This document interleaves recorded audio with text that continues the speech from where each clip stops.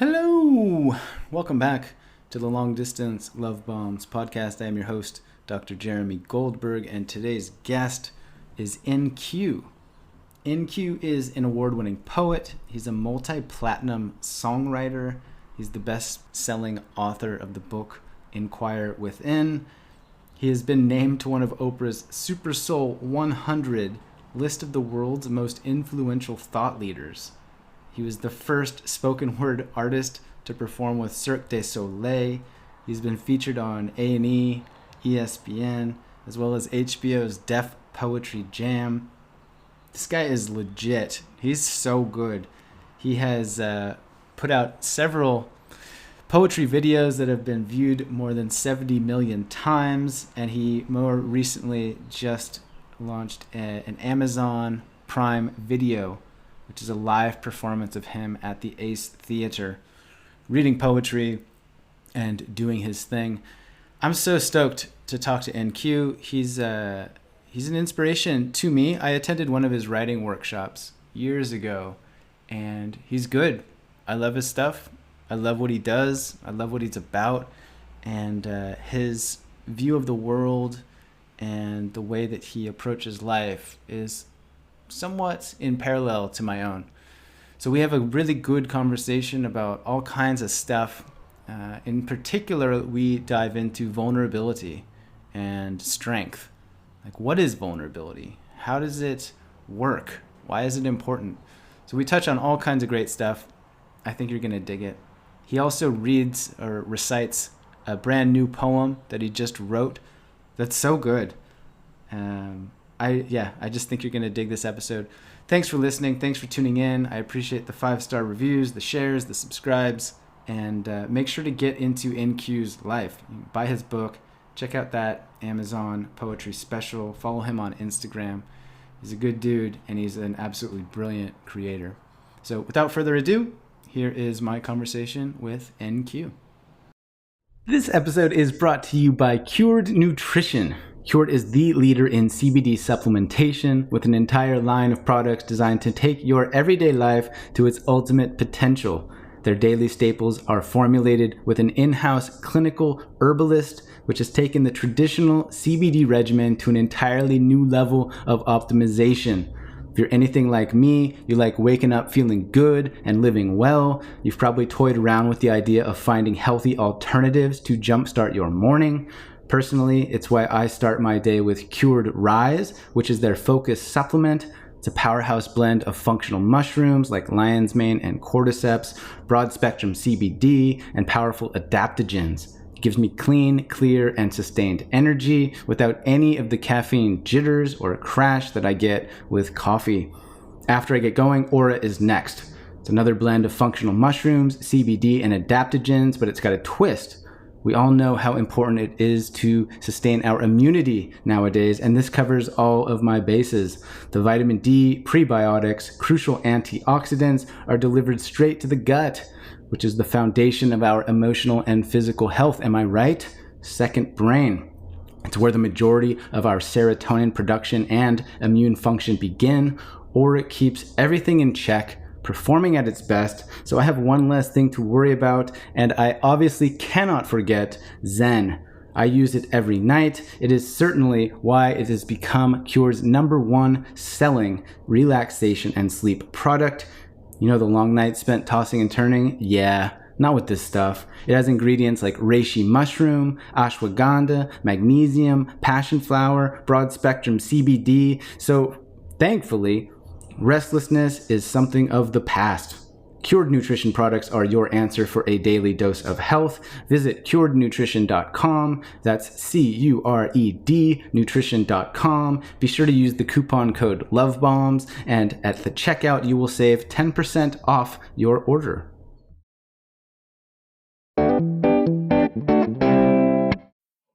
Oh, let me ask you one more question. Okay. Keep this in. Okay. What do you think your audience would like to hear? That's actually a good question. That's a great question. Like what would be a good poem that your audience would like to hear? What connects with your community?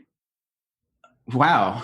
I think people at the moment are looking for a bit of inspiration, a little bit of like recognition that it's going to be okay. I know that you have a lot of optimism and real talk in your art. And I think that one of the reasons I'm excited to have you come on is because I think there's a lot of similarities in terms of our messages that I do professionally and the work that you do. It's about like recognizing the realness, the shadow, the darkness, but also highlighting the potential to overcome or to grow, to connect and expand, like that it'll get better, that it's not all a negative shit show.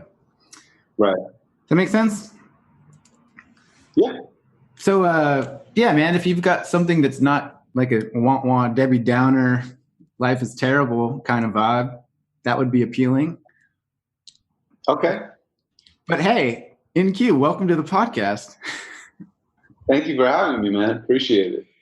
Yeah, so obviously we're going to hear a little bit of your art and what you do, but for somebody listening right now that has never heard of you, that doesn't know what an NQ is, like what's your deal? How do you describe yourself? Who are you? I don't know what an NQ is. I know what NQ stands for. NQ is a name that I got when I was 15 years old. So it's short for in question. But originally I was rapping and my buddy was like, your rap name should be Inquiry because you're always asking questions. So people started calling me Inquiry, and then they shortened that to NQ and they shortened that to Q. And I pretty much rarely heard my real name after that. But in terms of what an NQ is and what I am, I mean, I'm not a product. I'm a process. I'm still figuring it out. If I may offer a few details to help clarify to the listener who you are, because I looked at your Wikipedia page, and on paper, man, you are an impressive dude. You are an award-winning poet. You're a multi-platinum songwriter, a best-selling author. Oprah had you on her top 100. You host a podcast. You've got a book. You are an artist and a creator across many spectrums, it sounds like. Yeah, thank you, man. I'm definitely out in the world. Whenever somebody reads my bio, actually reads my bio, though, I feel like hiding underneath a table. It's super awkward, Does that right? happen to you? Say that again? Does that happen to you? All the time. Yeah, every time. Why do you think that is for you, that you feel uncomfortable when someone reads your bio, and then I can tell you why I feel uncomfortable? Okay. I feel uncomfortable because I feel like reading of the bio is an attempt to justify my quality or to legitimize my goodness. It's like, hey, this person actually has achieved or done or accomplished a lot. Therefore, they are quote unquote good and you should pay attention. And it feels a little bit disingenuous in that sense. Like, I don't believe that I'm the product of my achievements in the past. I believe that I'm just like, I'm Jeremy, and right. That's like enough of an intro. Yeah, I agree with everything that you just said, and I can relate to that. It almost feels like they're reading it to give you validation as a human being. This is like the things that you've accomplished are supposed to sum up who you are, or even that what you've done in the past is supposed to represent who you are right now. And so that's why I feel uncomfortable. First of all, I'm like, who cares? Because we're creating a new moment together, right? And then secondly, I also feel a bit removed from all of my accomplishments. I have done a lot of things in my life that I'm very proud of. But when I read them all, I'm like, who did that? Was it me? Was I even there? Because when you know what happened behind the curtain to create all of those things, you have a different relationship to it. So I think it's a combination of all of those things. I know that it's necessary to tell people so that maybe they perk up and listen a little bit harder. But I also want to create a new moment with them. Yeah, I relate to that. So one of the things that's often highlighted for me is that I have a PhD. So I'm like a doctor, which is somewhat rare. And so I get that it's by design special in that sense. It's like not everybody has one, so he does, so I have to tell you about it. But then upon reflection, I look back just as you described, and I'm like, oh, but I'm not a scientist anymore. And like, wow, that was one of the harder periods of my whole life. That was really challenging, partially because I was living a life that I didn't feel fully aligned with. And so highlighting my achievements in some way makes me feel sad, or activates me to remember of all the things that happened during that time. Right. And so it's kind of this paradoxical thing. Like they're trying to pump my tires up, but at the same time, I'm feeling a little bit deflated because I'm being reminded of the difficulties that came with doing that remarkable thing or whatever. That's interesting. Although I will say, it sounds fun to be called a doctor. Like, yeah. doctor, Yeah. doctor. Like, I feel like as like a thought experiment, I'm like, I'd love to be a doctor. Yeah. But maybe if I was a doctor and I had been behind the curtain, I would feel the same way that you did. Yeah. And even though, I mean, I'm a doctor, but I'm not like a doctor. So, you know what I mean? This is the perfect conversation for the audience that you have. I'm sure they're like really enthralled. If you're still listening, I appreciate you. But there's always, I guess, like I wrote a post a while back that said, I have a PhD and I also have imposter syndrome. Right. And so if you think that some qualification or credential is just going to magically wipe away the way that you see yourself or the world, then I have some bad news for you. Like, it's not, in my experience. Right. And so for me, it's like, yeah, I'm a doctor, but also I can't, sever somebody's arm and stitch him up, or I can't save a life or extract a bullet. Right. It's like I spent years of my life reading about a topic and committing to the pursuit of a very specific niche. And so in that way, if you describe it like that, I suppose, there's countless people that could qualify for a doctorate of, gardening or poetry or any other kind of pursuit. Well, look, it is still a huge accomplishment. So I acknowledge you out loud. Thank you. And then in terms of the imposter syndrome thing, if you've never had imposter syndrome, I don't trust you as a human being. I'm not saying that you have to have it now. You can grow into your own power and you can own your life. And I think that's really positive, to own your own space in this moment. But if you've never had imposter syndrome, you're not in reality because you're believing your own hype. And all we have is now. I love that. I'm actually teaching a workshop tonight about imposter syndrome. So I might use that line from you. Yours. Talked to this dude today and he said, you're not trustworthy if you've never felt like an imposter. Well, because it almost becomes celebrity culture, the looking up to people or looking down on people thing, which is what we're taught to do. And because we look up to people or look down on them, we rarely ever look at them. And I think that if you're looking up to people, you're making them superhuman almost in a way that might be inspiring to you, but it might be discouraging because it separates you from them. You're like, they're superhuman. I'm only human. I can only accomplish these things. My life would never compare to theirs. But if you look at somebody and you see them for all of their beautiful accomplishments and all of their beautiful flaws, then you kind of go, you know what? Let me just look around and see how I can make my life better one step at a time. I love that. Like the idea of putting someone on a pedestal, or just in our culture, I think it's very common to only see the shiny veneer or the one-sided biased telling of what occurred. And you don't see often the shadow or the struggle. So earlier when I mentioned all those things that you've done in your life and you said, yeah, but you don't know what it was like to actually do it. Is there an example or a story that comes to mind where like all that glitters isn't gold, so to speak, or? Almost everything that glitters isn't gold. Almost everything. That should be the same. Yeah, man, I've had a journey. Yeah. And I'm grateful for every single step. Maybe we can start there in terms of, so you referenced being a teenage rapper, and now you're like a award-winning artist. Like, what was your journey like? How did you get from being a teenage rapper named Inquiry to what happened? Okay, so I was born and raised in Santa Monica, California. My mom's a school teacher. My father was not around at all. I didn't meet him until I was 15, and we did not have a relationship in my life that was significant in any way. I can count on my hand, how many times I saw him.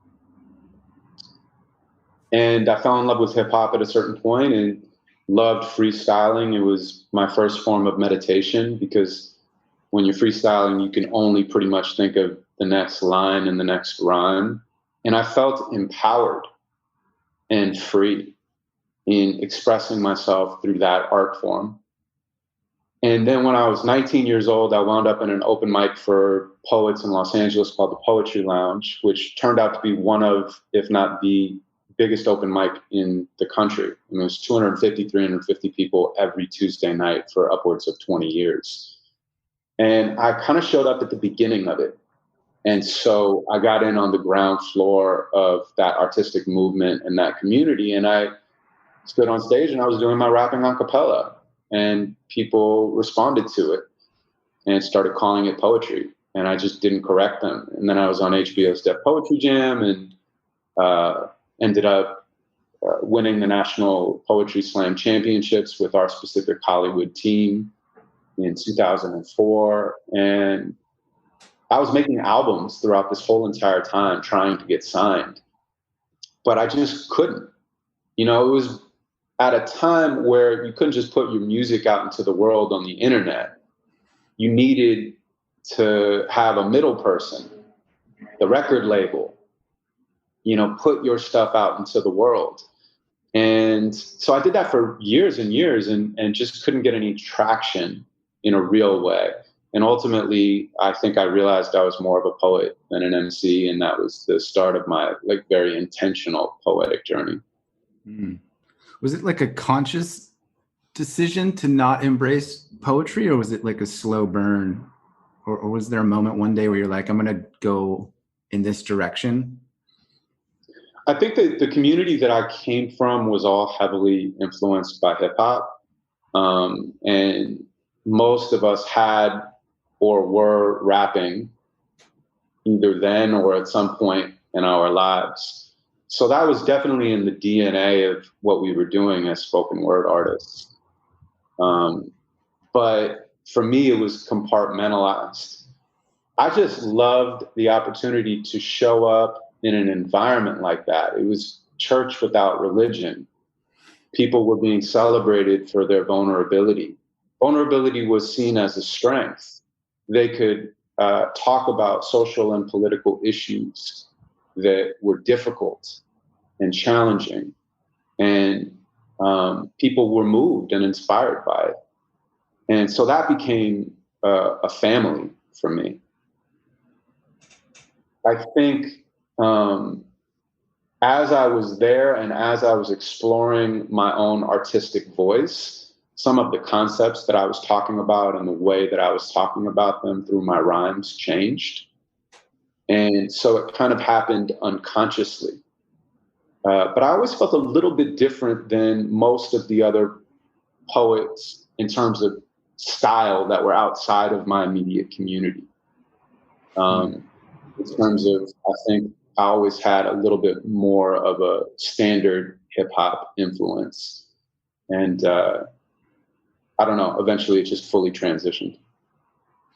Yeah, it sounds like the somewhat standard discovery of your voice, so to speak, as an artist or a musician, as a creator. You kind of, in my experience, and reading a lot about this, you kind of imitate those that you admire most, and then you kind of put those together and smush it, and then you kind of have your own voice, and then it gets refined and polished the more that you use it. Is that fair? Yeah, look, I teach workshops that allow people a space to explore their own voice through poetry, whether or not they have ever written a poem in their entire lives. And my philosophy on teaching is that all you can really do is provide a platform for someone to go through that exploration. You can't tell someone what their voice is, because then they'll be trying to take on your voice. All you can do is give them tools to find their voice and provide space and time for them to do that in a structured way. But that's why they say it takes 20,000 hours. I'm probably at 30,000 hours or above. And all of that time and space was really valuable for me.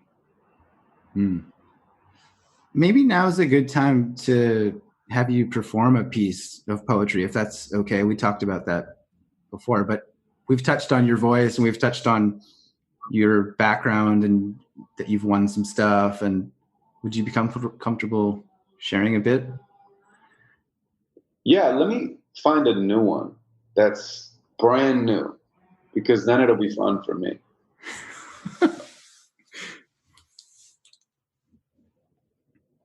If you don't know what your purpose is, tell me what your passion is. Don't know what your passion is? It's where inspired action is. It's what enthusiasm gives, a manual for how to live. So if you still can't fathom it, then simplify the catalyst. Tell me what your interests are. Help define what you're about. Don't know what your interests are? What are you curious about? Tell me what annoys you. Tell me what you love to hate. Now tell me what destroys you. And use your voice to go create. Play in what employs you. Or find a hobby on the side. Nothing that you want to try. Imagine you're about to die. That would probably force you. If someone tried to take your life and they were coming towards you, would you fight to stay alive? I remember nights when I would contemplate my suicide. I'd lie awake debating non-existence till the sun's rise. I was feeling forced too. I had shit to alchemize. Of course it had to course through. Now my dreams are actualized. God does not ignore you. Get over being victimized. What does time afford you? A paycheck is a compromise. Tell me what implores you. Are you down to sacrifice? Now tell me what rewards you. I'll point you towards the afterlife. If you don't know what your purpose is, tell me what your passion is. Don't know what your passion is? It's where inspired action is. It's what enthusiasm gives, a manual for how to live. So if you still can't fathom it, then simplify the catalyst. Tell me what your interests are. Help define what you're about. Don't know what your interests are? What are you curious about? Tell me what annoys you. Tell me what you love to hate. Now tell me what destroys you, and use your voice to go create. Play in what employs you, or find a hobby on the side. Nothing that you want to try. Imagine you're about to die. That would probably force you. If someone tried to take your life and they were coming towards you, would you fight to stay alive? I remember nights when I would contemplate my suicide. I'd lie awake debating non-existence till the sun's rise. I was feeling forced too. I had shit to alchemize. Of course it had to course through. Now my dreams are actualized. God does not ignore you. Get over being victimized. What does time afford you? A paycheck is a compromise. Tell me what implores you. Are you down to sacrifice? Now tell me what rewards you. I'll point you towards the afterlife. Fuck. How does that feel to say? Feels pretty good. You know, it puts me into a zone. I kind of get locked into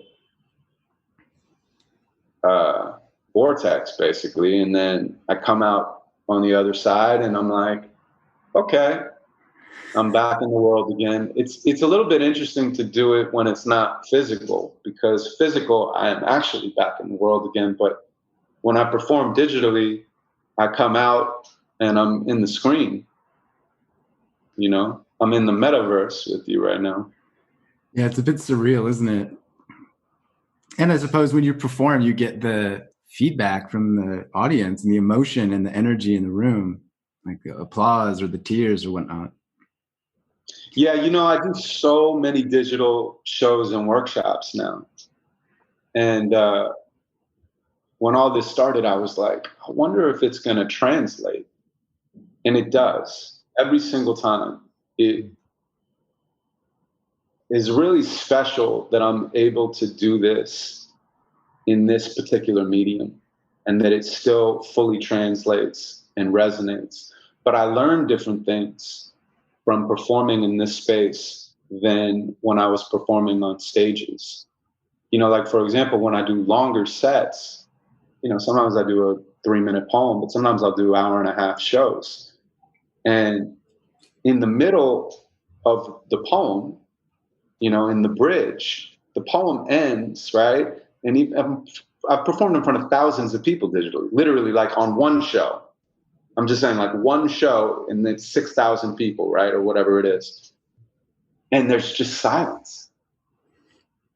And so that was strange because I'm used to having this wave of applause or a reaction or something like that. And I kind of like had to check my own ego, which was basically like, well, why am I performing in the first place? You know, am I performing for this reaction and this validation, or am I performing for the purity of what the poem wants to say?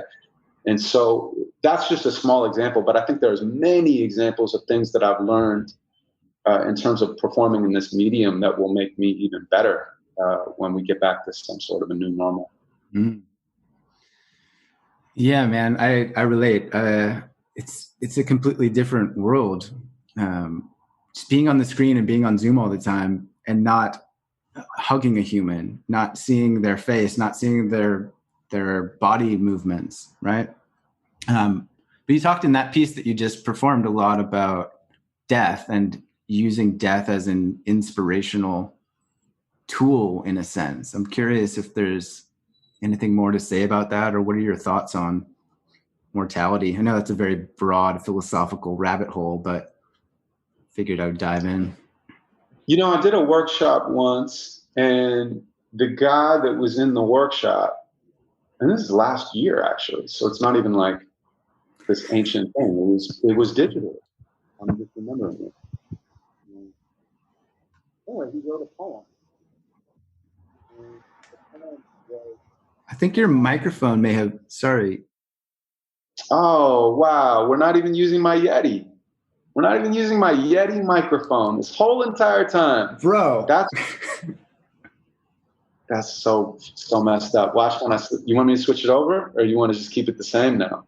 I mean, let's get the good stuff if we can. All right. Do you hear a difference? Definitely a difference. Yeah, bro. Yeah, there it is. When we started, I was thinking like, because I could see the top of your mic in the video, and I was thinking like, man, the sound's not like super great. But like, okay. Well, there you go. Next time you should ask, right? I know. I was, right? You know why? Because we jumped right in, and then we started talking about the passcode to get in the thing, and I never checked.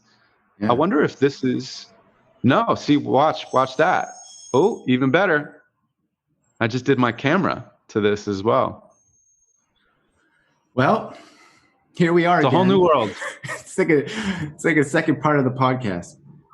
Yeah, you can do it in 2 parts. Yeah, but I did interrupt. You were just about to tell a story about a man on a Zoom workshop talking about death. Yeah, so when I do these workshops, I give people an opportunity to write, and then I'll choose a few people and they'll share the digital stage with everyone else and they'll perform their poems. So he got up and he performed this poem about attempting suicide. He jumped off one of the bridges in the Bay Area and he survived. But it took him a long time to get better. Like he had to go through major rehabilitation. And he said in the poem that as soon as he jumped, he was like, I fucked up. As soon as he jumped, he thought this was not the thing that I should have done. And because he survived, it changed his view on life. And I think I unconsciously incorporated that into the last poem because I wish that people who were on the edge could have that experience without actually having that experience. You know, I personally know moments in my life where I didn't want to carry the weight of my own identity anymore, where it felt like it was too much. And it's not that I necessarily wanted to kill myself, but I didn't want to be myself. Mm. And that's a very fine line. But if someone tried to take my life, I would fight with every cell in my body to take my next breath. And so I just wish that people could have that experience without having that experience so that they can realize that no matter what is going on in their life right now, it is a fucking miracle to be alive. And you are a miracle that you are in the world. And even though I don't know you, I love you and I believe in you, and it does get better. And I think that's why it's so powerful for people who have overcome things to use their voice and speak out, to give hope to those who are still in the muck, who are still down in the hole. It's like, hey, I'm reaching my arm down. I've been there. Like, there's a ladder over on this side of the hole. Like, it gets better. I think that's the power of, I think earlier you said using vulnerability as strength. I think that's one really great example of that. Yeah, for sure. What does that mean to you in particular? Like obviously vulnerability is a big buzzword and it's a crucial component of art and creativity, and authenticity is another big buzzword. But is there an edge that you're currently walking in terms of being more vulnerable as you show up in the world, or pushing your art to another level? Yeah, that's actually a really great question, man. I don't mean to say that frivolously. It's a great question because no one's ever asked it to me. I like questions that actually make me think rather than giving me an opportunity to say a stock answer. I picked up on your stock answer earlier when I was like, so how did you get from being a rapper to being now? And you're like, all right, mom, I grew up single mom. And I was like, fuck, in my head. I was like, damn, he's answered that question 1,000 times. So here's a new one for you then. Well, it's good context for people to have, but there's no way to answer it differently because that's the answer, you know?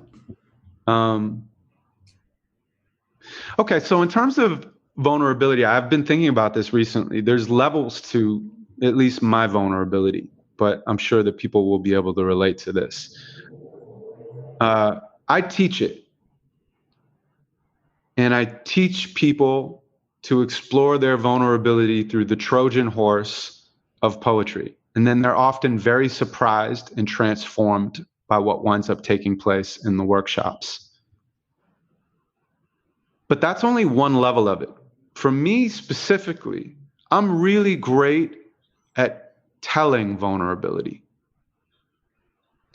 It's harder for me to show vulnerability, but I can do it. I've done it many times to strangers and to people that are close to me. So those are two levels. It's like telling vulnerability, and then it's showing vulnerability. Some people can't even tell vulnerability. Literally, they can't even get to the first level. And that's why using poetry as an outlet is an option for people, or any art for that matter. Mm. So you have telling it, you have showing it. Then there's another level, which is like showing vulnerability to the people that you're closest to. That can be very difficult to actually show it to the people that you have primary relationships with. But I know how to do that as well.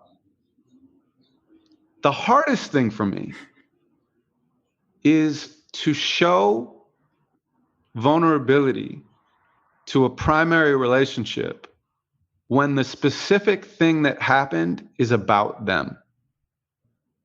Because it's much easier in a situation like that, instead of just saying, hey, you know, my feelings are hurt. And to really be with my feelings are hurt with them and keep it on my side of the fence. That's different than saying, you know, I wish you wouldn't have done that.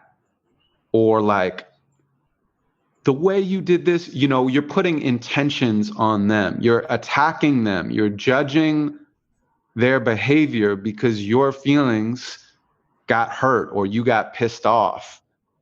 And being hurt and being pissed off are natural and normal parts of being a human being. But how we express them are very important in terms of how we're getting the message across of what we actually want to say. Because if you push someone, they're either going to push back or they're going to move back. But if you say how you feel and you hold space, then you actually give people an option and an opportunity to make change. So that's something that I'm working on through vulnerability.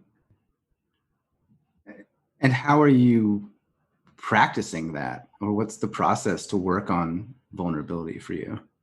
You have to wait until you're triggered.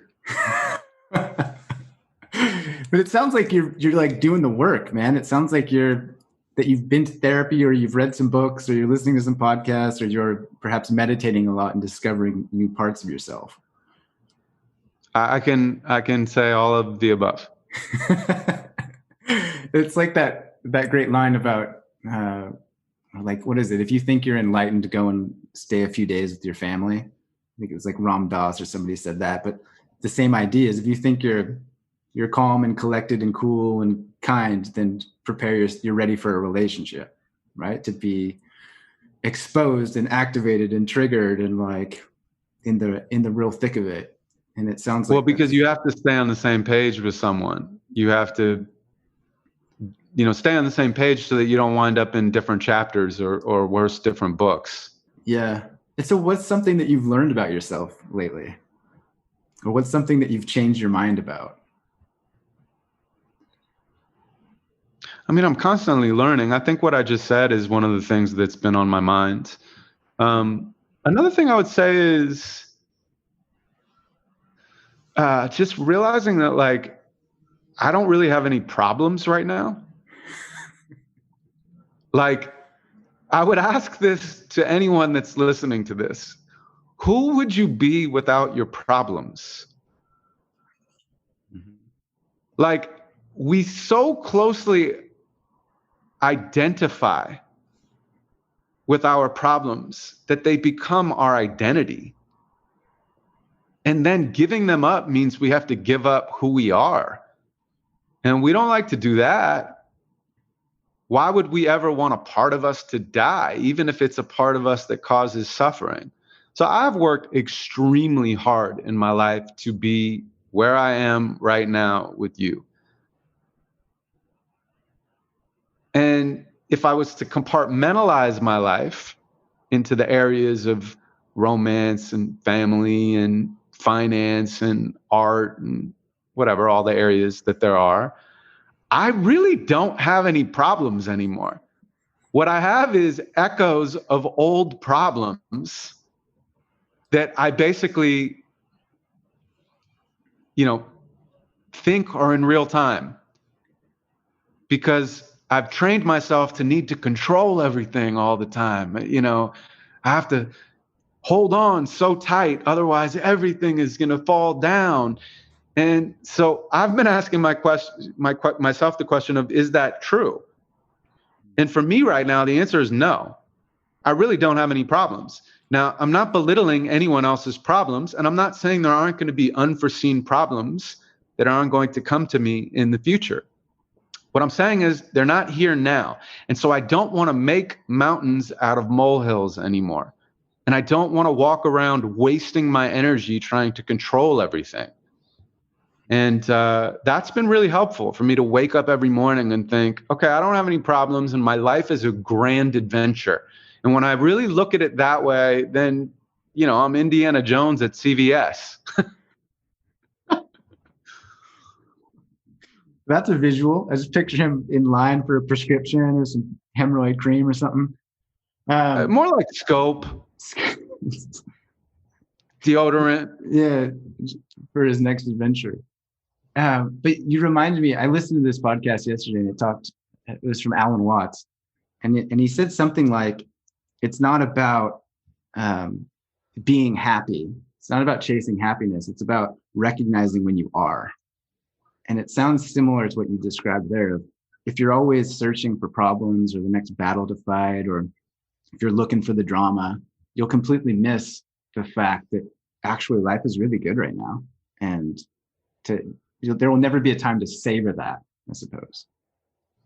Yeah. And that's the challenge I would say to anyone who's listening to this. I don't know your life circumstances and I don't know what's going on. And by the way, there are real problems that we need to deal with for sure, individually and collectively. But what I'm saying is that, like, if you're used to having problems, you'll find them. So there's a difference between being problem-oriented and solution-minded.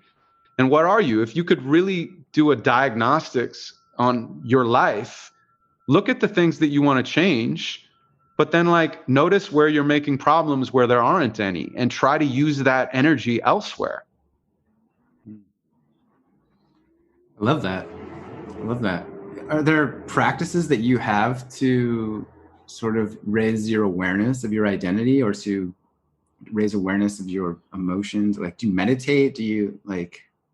Obviously you write a lot, but are there things that you utilize that are like non-negotiables? I meditated for 5 years straight, twice a day, and I never missed one meditation. It was Vedic through Ziva meditation, Emily Fletcher, which is, a very powerful form of meditation, but it just comes from the transcendental mantra-based meditation space. And then like 4 months ago, I just stopped. And I think I stopped because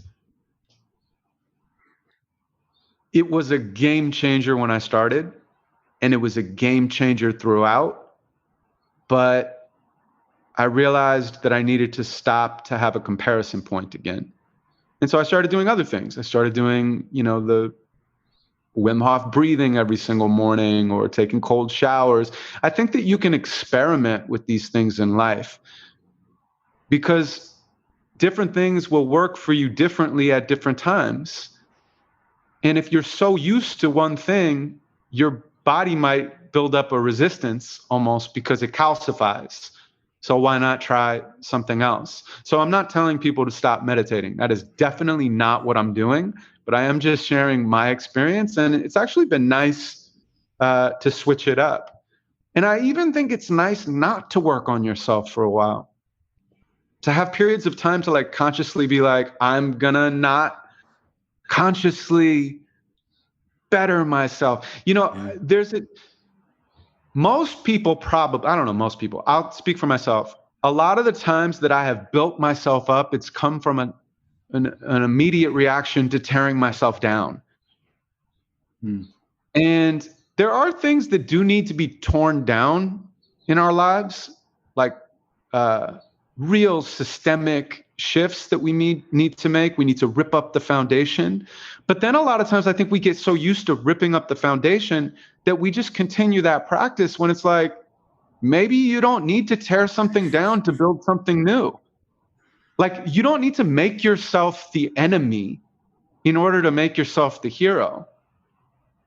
You could just keep building on your property, like build another area over here, or build something else. So I just think looking through the lens of something's wrong all the time with you in order to find the strength to get better is not necessary. Yeah, I love that you touched on that, man. The way I've described it is almost like uh, resting or taking a pause from the work, so to speak, is like an advanced level of the work. Is like maybe at the beginning, I feel like you have to dive in and grind and like really get excited about it. And then at some point, there's this realization of what you described, that taking a nap is doing the work. Like saying no to something is doing the work. Taking a bubble bath on a Tuesday afternoon is doing the work. And it's so vital. And I think it's so underappreciated in the society and the culture that we share. It's like, I've heard it described that we've normalized checking email on weekends, but we haven't normalized like watching a movie on a Monday. Like, like that idea, right? So what else did we not touch on? I have written down empathy. That's just the word that I've written down. I know that a lot of the common threads that seem to come through your art and your life, it seems like, is this kind of compassionate inquiry, like an empathetic curiosity, so to speak. Is that intentional? Is that a byproduct of pain? Is that a misstatement on my part? What are your thoughts on that? No, I think it's both of those things that you said.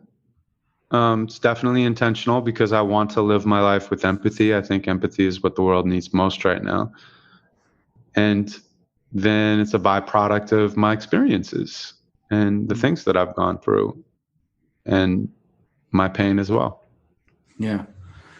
Is there in terms of what you're going through currently, like what is your edge at the moment? Like, is there a friction point where you're like, I do this thing and I'm working on it? Or when we talked earlier about primary relationships and what it's teaching you, is there something that you're like, that you're facing? And do you use your art in a sense to process those things? I use my art to process my life. So yes. And that's everything under that umbrella. Yeah. It's my joy, it's my anger, it's my pain, it's my inspiration. And it's a gift that I get to explore all of who I am through my work and then share it with other people. That becomes hopefully a mirror for their own lives and humanity in general. Yeah. Do you treat it like a 9 to 5? Like, do you have like, hey, every day at 10 a.m. I sit down and I write poetry, or do you chase the muse, or what is your writing process? No, I do not do that. I only write when I have something to say now, but that's because I've put in those hours. So I don't need to write from the standpoint of learning my voice or my style. That now will just continue to evolve as I evolve. So I don't need to put time into practicing anymore, unless it's fun and it's just play. And in that case, I would never structure it. I would just allow it to happen naturally. And I don't chase the muse because the muse will run away. So instead, I invite the muse, and I'm very grateful whenever it shows up. Every time I finish writing a poem, I say thank you. You know, the muse is basically the universe. There's energy that is in us and around us and floating by us all of the time. All of us are just, compacted, vibrating energy, basically.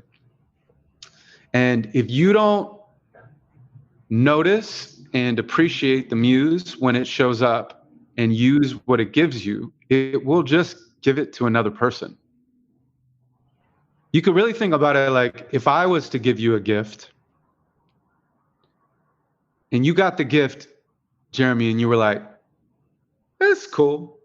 Thanks. Like, I appreciate it. It's not exactly what I wanted, but I thank you. Well, we probably still remain friends, but I wouldn't give you another gift. And the universe is the same. The muse is the same. It wants to feel the symmetry of whatever the frequency is, right? So if it gives you a gift, it is giving you the gift in a certain frequency. And the frequency of matching that gift is gratitude. So you have to match the frequency of gratitude back to the universe in order for the universe to want to give you more. It's almost ridiculous that we don't think that the universe would want you to be grateful for the gifts that it gives you, whether that's inspiration or anything in your life that is happening that is good, whether it's as simple as a cup of coffee or a conversation with a friend or the sun shining on your face. I'm not one of these people that says walk around happy all the time. That's not real to the human experience. The human experience is dichotomy. You would never have happy without sad. You would never have love without hate. It's on this infinite circle. But if you're not grateful for these things in your life, the universe will just go give it to someone else who is. So gratitude is a muscle that you have to consciously build every single day so that you can lift more, so that the universe says, okay, I can give you more, and they can carry it. So I don't see a difference between that and the muse. And when I finish writing a poem, I say, thank you. Thank you so much that it came through me in this moment. I appreciate it. I love that. I love that a lot. What would you say to somebody who might receive a gift from the universe in terms of an idea or an epiphany, but they interpret that gift through a fear place, and maybe the gift is terrifying or the gift feels overwhelming?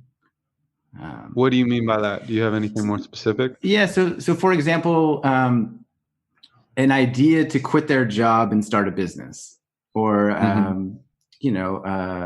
I imagined Jeff Bezos sitting in his garage and he has an idea to start Amazon, and is like, oh, I could never do that. I work at McDonald's and I'm only 20 and I have no money and blah, blah, blah, blah, blah. Right. So I guess accepting the invitation from the universe without sabotaging yourself out of it.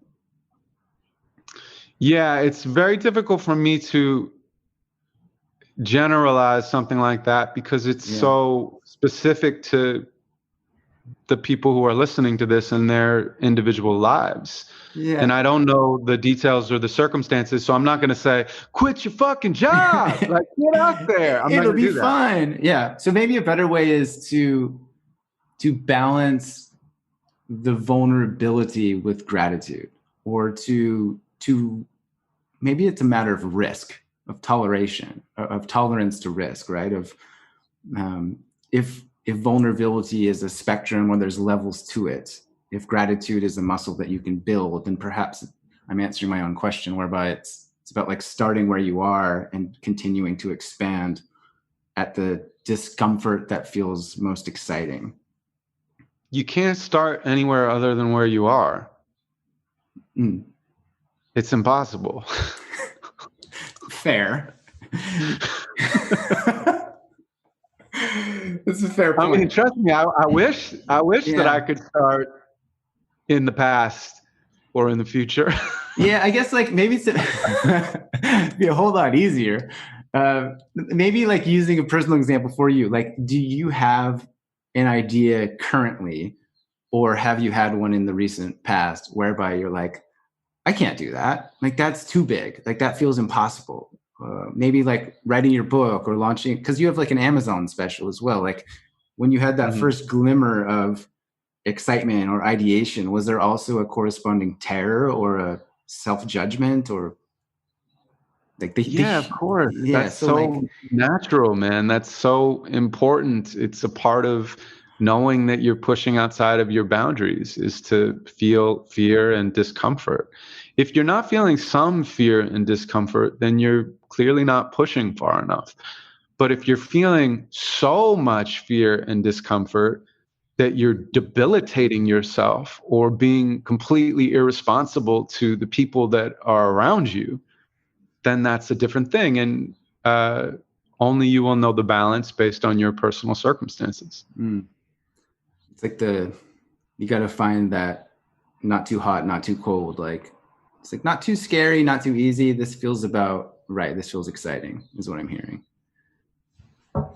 Is that fair? Yeah, Okay. Definitely. Just like, okay. Or not, or go completely hot. Yeah. Or go completely cold. But I'm just saying, like, I don't think that there's a right or a wrong. There's no way to generalize that in this conversation. But you can pay attention in your own life to how you feel right now. Are you excited? Think about the poem that I did earlier. If you don't know what your purpose is, tell me what your passion is. Well, purpose is huge. So overwhelming. Oh my God, what's your purpose? It's exhausting to even think about that. But you can kind of say, whoa, this is what I'm kind of passionate about. And if you don't know what you're passionate about, then just like, what are you enthusiastic about? What are you interested in? You can go all the way down the line until just like, okay, what are you curious about? If you can't tell me what you're curious about, you're sleepwalking through life. Yeah. So I that's the only thing that I would say is that, like, you can work your way up the ladder because it doesn't only go down, it goes back up. And if you start with what you're curious about, it can lead you towards what your purpose is. Yeah, and just if you're sleepwalking through life, it's like just start trying shit. It's like go to a class, go to a group, try some shit. Shake it up, like get a little bit uncomfortable. As kids, we grow so much because of our bodies, of course, but we also grow because we're always outside of our comfort zone. Kids don't have any control over their schedule. They don't have control over their stimulus or their family environment. And that could be good or bad, but I'll tell you what, it forces kids into growing. Yeah. And then as adults, we find something we're kind of good at or something we can make money at, something we get validated by, and we just stay there because it sucks to be a student again. It sucks to fall flat on your face. It sucks to feel foolish or silly. But that's what is necessary for growing, and it's what's necessary for playing. And if you're not playing as an adult, you're not living your life to the fullest. When people say, oh, where do you get your inspiration from? I say, if you're not inspired by life, you're not paying attention. So that's what I would challenge the people to do from a loving place is just pay attention to ways that you can start to shake it up, as you just said. And even if you don't know what to do something. I love that. And I feel like just being conscious of time, that might be a good place to end. Cool. But I know that you are doing a bunch of stuff. Where can people find you? I know you've got a book and a podcast. Amazon. Yes, I have a podcast. Podcast is called Inquire Within Q. And it's on Spotify and Apple and all of that stuff. And I'm interviewing poets and artists about their lives and their process in creating. So I'm very excited about that podcast. We interviewed Atticus, who's an unbelievable poet to begin with, and we have 3 other episodes that are up. So it's literally just starting. Yeah. And the responses have been incredible. Then I have a book called Inquire Within, which is out at every possible place that it could be out at, and couldn't be more proud of that book. I just got nominated for an Audible Book Award for the reading of it, which was exciting, and it was cool. Like the whole thing happened, and John Leguizamo was hosting, and it was really fun. And so you can get Inquire Within as an audiobook, or you can get the actual book on Amazon or Barnes & Noble or your local bookstores if you want to support independence. And then I have an Amazon special. It was from a show we did at the Ace Theater. So there was like 1,700 people there. And so you can go on Amazon and you can check that out. And it's just called NQ Live. Brother, thanks so much for being here, and thanks for your message. Thanks for all you've become, all that you are, and all that you're putting out the world. I think it's so needed and so powerful. So it's been a privilege to chat with you, man. Thank you, man. I appreciate your time. He's good, right? That poem of his, that big brain, that huge heart. I just have a lot of time for that, man. Thank you for listening. And as mentioned at the beginning, you can grab his book. You can watch his Amazon Prime special. You can follow him on Instagram. I've included links to all of this stuff in the show notes. And yeah, get in this man's world. He is a brilliant creator and a very inspiring human.